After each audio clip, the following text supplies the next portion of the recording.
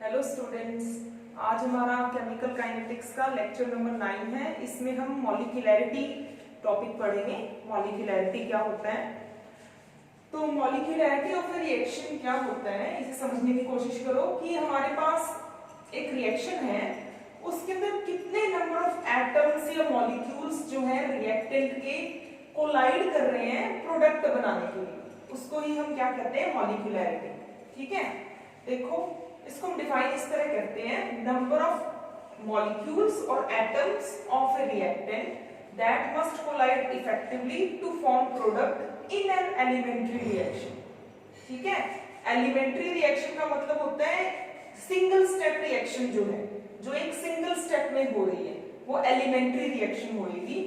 इसका मीनिंग अच्छे से समझने के लिए मैं आपको बताती हूँ कि कोई भी रिएक्शन अगर होती है, हमारे पास कोई भी रिएक्शन हो रही है, जैसे A प्लस बी मिलके C बना रहे हैं, तो इसके अंदर C की फॉर्मेशन के लिए क्या है, A और B को जो है कोलाइड करना पड़ेगा।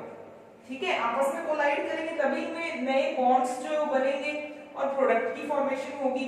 तो ये एक कोलिजन थ्योरी होती है, उसके अकॉर्डिंग मॉलिक्यूल्स अगर इफेक्टिवली कोलाइड करते हैं तभी प्रोडक्ट की फॉर्मेशन होती है। मतलब ऐसे नहीं कि कोई भी कोलिजन जो है प्रोडक्ट बना सकता है, मॉलिक्यूल्स को इफेक्टिवली कोलाइड करना पड़ेगा। ठीक है, इफेक्टिवली कोलाइड करने का मतलब क्या है, मान लो हमारे पास ये दो रिएक्टेंट मॉलिक्यूल्स हैं, इसमें मान लो यहाँ पे कोई एक साइट है जिसको हम P मान लेते हैं और यहाँ पे कोई साइट है Q। सिर्फ समझने के लिए मैं ऐसा बता रही हूँ, कोई दो रिएक्टेंट मॉलिक्यूल है, यहाँ पे एक P साइट है और यहाँ पे Q साइट है। इसमें प्रोडक्ट की फॉर्मेशन के लिए मान लो कि ऐसा जरूरी है कि P और Q आपस में कोलाइड करें, मतलब इसको P और Q को आमने सामने होकर कोलाइड करने से प्रोडक्ट की फॉर्मेशन हो रही है, ऐसा हम मान लेते हैं। तो अगर ये ऐसे ही कोलाइड कर रहे हैं इसी तरह से सिंपली, तब तो इसमें क्या प्रोडक्ट की फॉर्मेशन नहीं होगी। प्रोडक्ट की फॉर्मेशन कब होगी, जब P और Q आमने सामने होकर और फिर कोलाइड करें, तब प्रोडक्ट की फॉर्मेशन होगी। मतलब एक प्रॉपर ओरिएंटेशन जरूरी है प्रोडक्ट की फॉर्मेशन के लिए, और एक पर्टिकुलर एनर्जी भी जरूरी है। मतलब ये जो रिएक्टेंट मॉलिक्यूल्स हैं एक पर्टिकुलर एनर्जी के साथ एक प्रॉपर ओरिएंटेशन पे अगर कोलाइड करते हैं तो प्रोडक्ट बनता है। ठीक है, मतलब कौन सा कोलिजन इफेक्टिव होगा, जिसमें इन रिएक्टेंट मॉलिक्यूल्स के पास एक पर्टिकुलर एनर्जी होगी जो रिक्वायर्ड है, साथ ही साथ इनकी ओरिएंटेशन जो है वो प्रॉपर होगी। उस टाइम पे जो कोलिजन होगा वही इफेक्टिव होगा और वही प्रोडक्ट में कन्वर्ट होगा। ठीक है, वही कोलिजन जो है प्रोडक्ट की फॉर्मेशन के लिए रिस्पॉन्सिबल होगा, जो इफेक्टिव होगा। और इफेक्टिव कौन सा होगा, जिसमें जो ये रिएक्टेंट मॉलिक्यूल्स हैं उनकी प्रॉपर ओरिएंटेशन हो। ठीक है, प्रॉपर ओरिएंटेशन हो और इनके पास एक प्रॉपर जो है एनर्जी भी हो। ठीक है, मतलब प्रॉपर ओरिएंटेशन और प्रॉपर एनर्जी के साथ जो भी रिएक्टिव मॉलिक्यूल कोलाइड करेंगे तभी प्रोडक्ट की फॉर्मेशन होगी, तो उसको हम बोलते हैं इफेक्टिव कोलिजन। ठीक है, तो यहाँ पे भी इन्होंने यही कहा है कि कितने नंबर ऑफ मॉलिक्यूल्स और एटम्स जो है रिएक्टेंट के इफेक्टिवली कोलाइड करते हैं जिससे कि प्रोडक्ट बन जाए। अब कितने नंबर ऑफ एटम्स और मॉलिक्यूल्स इफेक्टिवली कोलाइड करेंगे, उस नंबर को ही हम क्या बोलते हैं, मॉलिक्यूलैरिटी बोलते हैं, अगर वो रिएक्शन एलिमेंट्री रिएक्शन है तो। ठीक है, एलिमेंट्री रिएक्शन में सिंपल रिएक्शन है, सिंगल स्टेप रिएक्शन है। इसको समझाने के लिए मैं यहाँ पे एक एग्जांपल लेती हूँ। A और B कंबाइन करके C बना रहे हैं, प्रोडक्ट बना रहे हैं। ठीक है, एक्सपेरिमेंटली हमने इसका रेट लॉ एक्सप्रेशन जो है वो डिटरमिन किया। इस रिएक्शन का रेट लॉ एक्सप्रेशन हमने एक्सपेरिमेंटली डिटरमिन किया, क्योंकि रेट लॉ एक्सप्रेशन तो हम एक्सपेरिमेंटली ही निकाल सकते हैं। मैंने आपको पहले भी बताया था कि रेट लॉ एक्सप्रेशन जो है एक्सपेरिमेंटली ही फाइंड आउट किया जा सकता है, ऐसे हम देख के नहीं लिख सकते। जैसे गुलबर्ग और बागे ने लिखा था लॉ ऑफ मास एक्शन में, वो सही नहीं था। ठीक है, वो फेल हो गया था। तो रेट लॉ एक्सप्रेशन जो है हम एक्सपेरिमेंटली ही लिख सकते हैं। एक्सपेरिमेंटली हमने देखा इसका जो रेट ऑफ रिएक्शन है A के डायरेक्टली प्रोपोर्शनल है, A की कंसंट्रेशन के, और रेट ऑफ रिएक्शन B की कंसंट्रेशन के भी डायरेक्टली प्रोपोर्शनल है।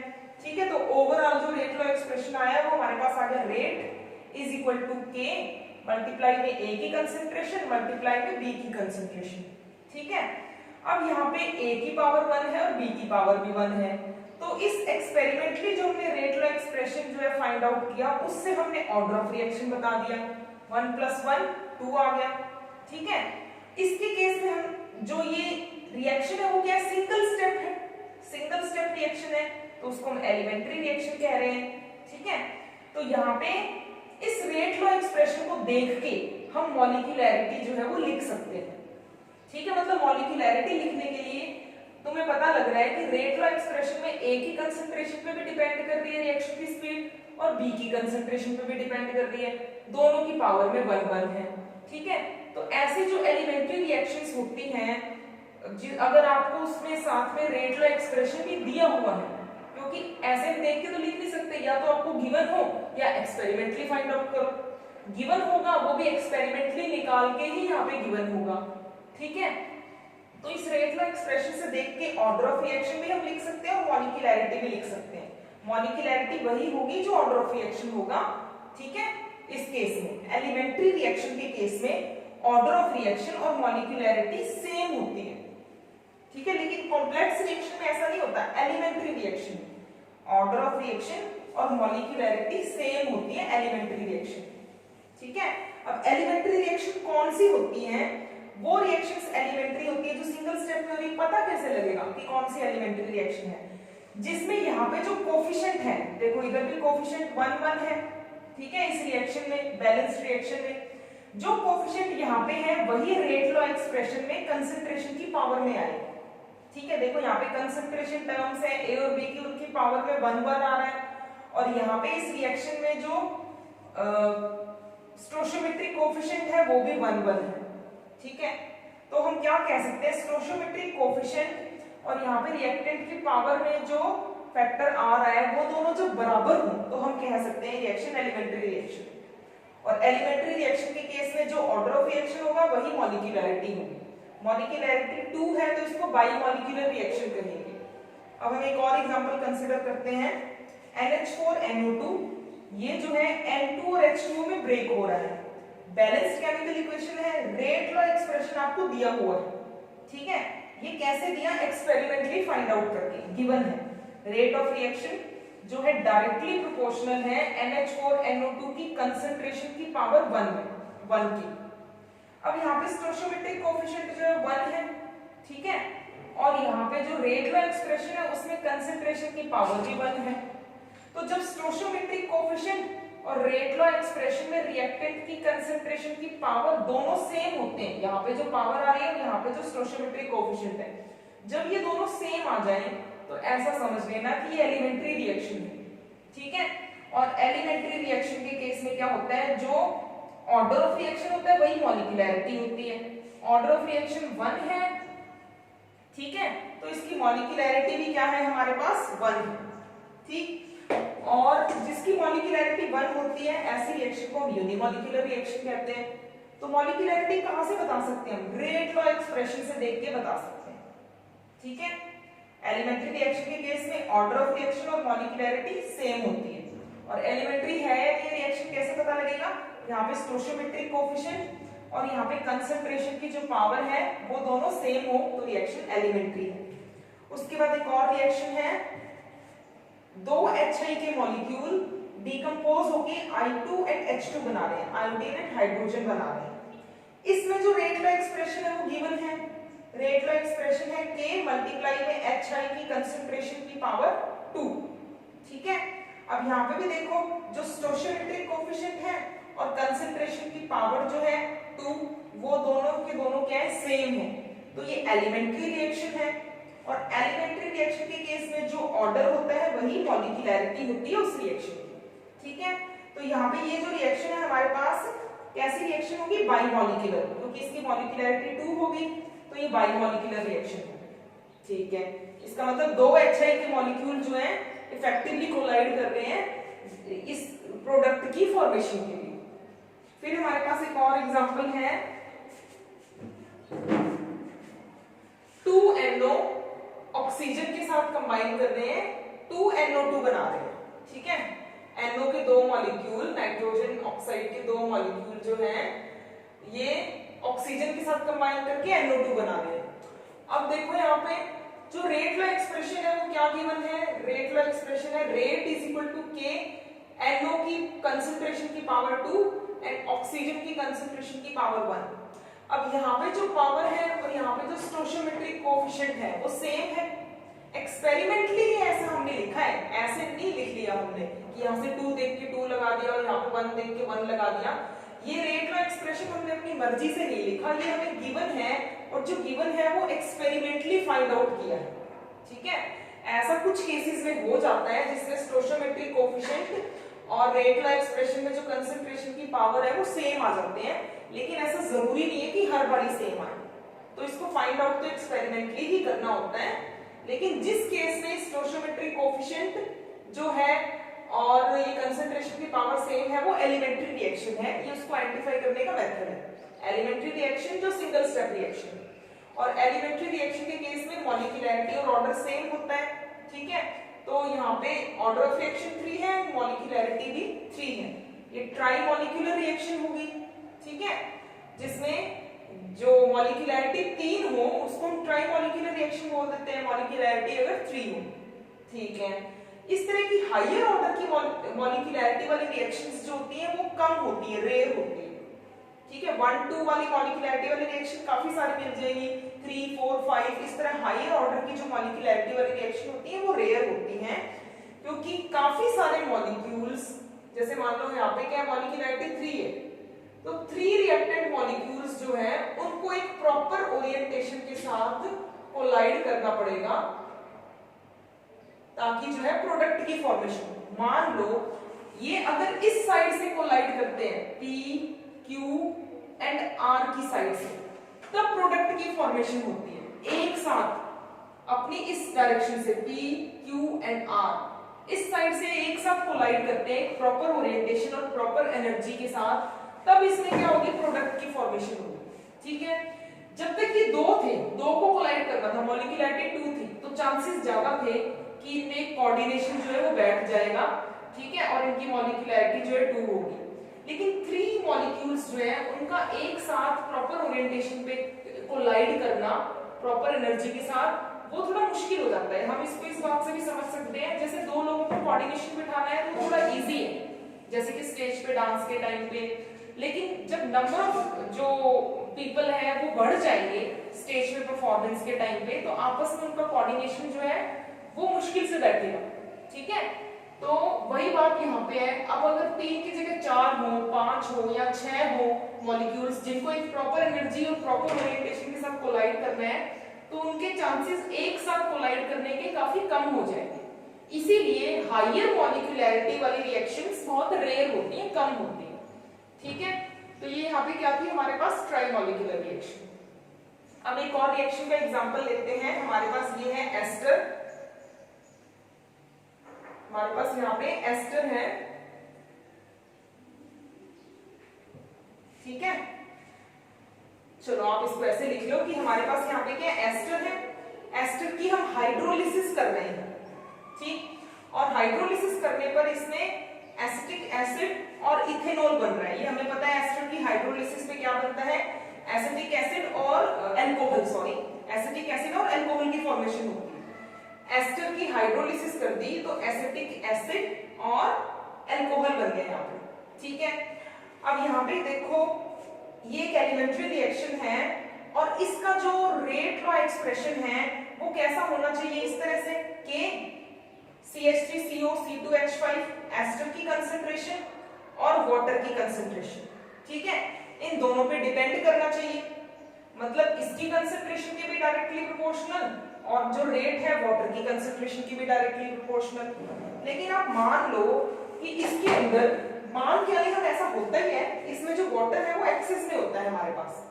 ठीक है, इस बैलेंस्ड इक्वेशन में आप क्या देख रहे हो, इसका 1 मोल इसके 1 मोल के साथ कंबाइन कर रहा है, तो 1 मोल बन रहा है CH3COH का और 1 मोल बन रहा है C2H5OH एल्कोहल का। ठीक है, बैलेंस्ड इक्वेशन है, इसका 1 मोल जो है इसके 1 मोल के साथ कंबाइन कर रहा है। ठीक, अब लेकिन जो हमारे पास वाटर प्रेजेंट है इसमें वो हमारे पास लार्ज अमाउंट में प्रेजेंट है। ठीक है, एज अ सॉल्वेंट प्रेजेंट है, ये बहुत लार्ज अमाउंट में प्रेजेंट है, एक्सेस में प्रेजेंट है। इस रिएक्शन को जब हम कैरी आउट करते हैं तो वाटर को हम एक्सेस में लेते हैं। जब इसका 1 मोल है, वाटर के 1 मोल के साथ रिएक्ट करेगा, चाहे यहाँ पे 1000 मोल हो, लेकिन रिएक्ट तो एक ही मोल के साथ करेगा ये, क्योंकि इसका एक मोल प्रेजेंट है। इसका एक मोल इसके एक मोल के साथ रिएक्ट करेगा, तो एक मोल इसका बनेगा CH3COH का और एक मोल C2H5OH का बनेगा।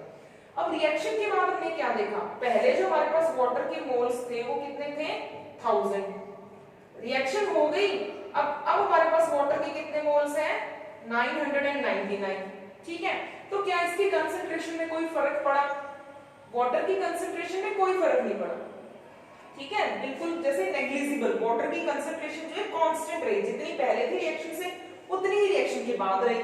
ठीक है, तो यहाँ पे क्या है, वाटर की कंसंट्रेशन चेंज नहीं हो रही है। क्यों नहीं चेंज हो रही है, क्योंकि हमने वाटर बहुत लार्ज एक्सेस में लिया हुआ है, उसमें अगर थोड़ा सा चेंज आ भी गया तो वो ना के बराबर है। ठीक है, जैसे 1000 मोल्स लिए हुए थे, तो एक मोल कम हो भी गया तो वो डिटेक्टेबल नहीं है, मतलब इसकी कंसंट्रेशन में कोई चेंज नहीं आ रही, वाटर की कंसंट्रेशन कांस्टेंट रहेगी। अब इसमें एक कांस्टेंट पहले से ही है रेट लॉ एक्सप्रेशन में, और एक कांस्टेंट वाटर की कंसंट्रेशन होगी, तो इन दोनों को मिला के हमारे पास एक नया कांस्टेंट आ गया। ठीक है, तो रेट ऑफ रिएक्शन किसके डायरेक्टली प्रोपोर्शनल है, सिर्फ और सिर्फ एस्टर की कंसंट्रेशन के डायरेक्टली प्रोपोर्शनल है। ठीक है, तो रेट ऑफ रिएक्शन जो है एस्टर की कंसंट्रेशन के डायरेक्टली प्रोपोर्शनल है। और इसमें हमने देखा जो ऑर्डर ऑफ रिएक्शन है वो 1 आ रहा है। एक्सपेरिमेंटली जब हमने इसमें rate law expression find out किया तो वो सिर्फ इसकी कंसंट्रेशन पे ही डिपेंड कर रहा था, एस्टर की कंसंट्रेशन पे, वाटर की कंसंट्रेशन पे डिपेंड नहीं कर रहा था। जैसे इसकी कंसंट्रेशन को डबल किया तो रेट ऑफ रिएक्शन डबल हो गया, इसकी कंसंट्रेशन को हाफ किया तो रेट ऑफ रिएक्शन हाफ हो गया। तो इससे हमें पता लगा रेट ऑफ रिएक्शन जो है एस्टर CH3CO C2H5, इसकी कंसंट्रेशन की पावर 1 की डायरेक्टली प्रोपोर्शनल है, वो हमें एक्सपेरिमेंटली पता लग गया। ठीक है, अब यहाँ पे जो मॉलिक्यूलैरिटी है वो क्या है, लेकिन मॉलिक्यूलैरिटी यहाँ पे 2 है, ऑर्डर ऑफ रिएक्शन तो 1 है, रेट लॉ एक्सप्रेशन से देख लिया, लेकिन मॉलिक्यूलैरिटी 1 नहीं है, क्योंकि इसका एक मोल इसके एक मोल के साथ कोलाइड कर रहा है, तब जाके इसका एक मोल बन रहा है। ठीक है, मतलब एक मॉलिक्यूल इसका और एक मॉलिक्यूल इसका कोलाइड करेगा तो एक मॉलिक्यूल बनेगा। 1 मोल ऑफ मॉलिक्यूल्स इसके 1 मोल ऑफ मॉलिक्यूल्स के साथ कोलाइड करेंगे तो यहाँ पे 1 मोल मॉलिक्यूल्स इसके बन जाएंगे CH3COOH के, एसिटिक एसिड के। ठीक है, तो मॉलिक्यूलैरिटी तो 2 है, क्योंकि कोलिजन तो हो ही रहा है ना, बाकी के 1000 इक्वल 999 नहीं कर रहे, एक मोल तो कोलाइड कर ही रहा है। ठीक है, तो मॉलिक्यूलैरिटी तो इस केस में 2 है, लेकिन ऑर्डर 1 है। ऑर्डर यहां से देख के पता लग रहा है मॉलिक्यूलैरिटी 2 क्यों है, कंसंट्रेशन में चेंज नहीं आया, लेकिन इसका मॉलिक्यूल कोलाइड तो कर ही रहा है एस्टर के मॉलिक्यूल के साथ वाटर का एक मॉलिक्यूल, तभी यहाँ पे जो है इसकी इनकी फॉर्मेशन हुई है, प्रोडक्ट की फॉर्मेशन। अगर वाटर का एक मॉलिक्यूल इसके साथ कोलाइड ना करता तो ये प्रोडक्ट कैसे बनता, ये एज इट इज ऐसे ही रहता। ठीक है, जब कोलिजन ही नहीं होगा तो प्रोडक्ट कैसे बनेगा, तो यहाँ इस केस में मॉलिक्यूलैरिटी जो है वो 2 आ रही है। ठीक है, अब इस रिएक्शन को देख के हमें ऐसा लगता है कि ये रिएक्शन सेकंड ऑर्डर होनी चाहिए थी।